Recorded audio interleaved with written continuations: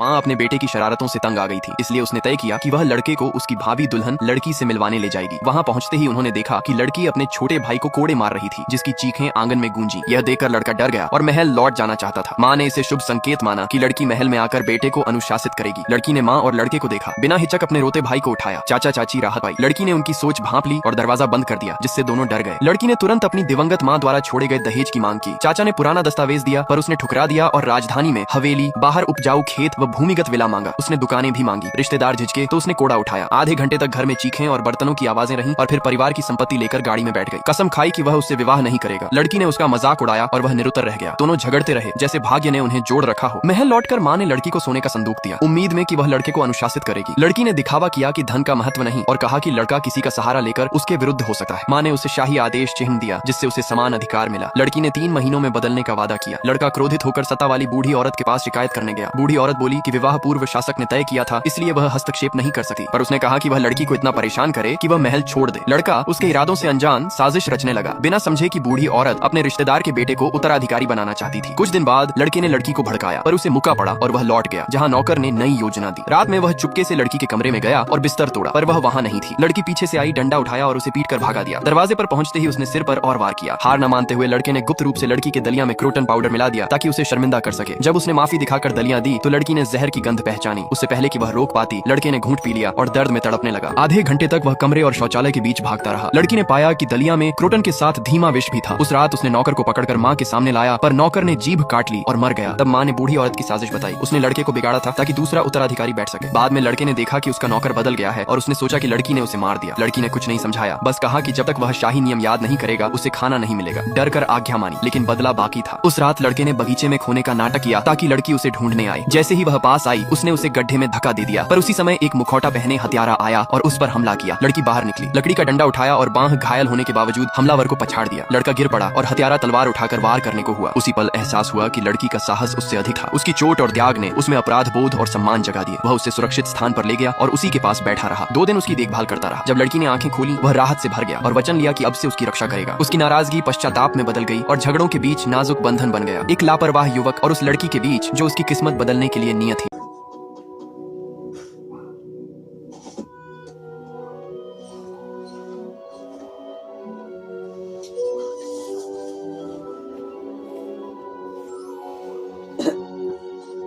मुझे लगता है सेंटर खोल दो। चाहिए ड्रामा। हाँ,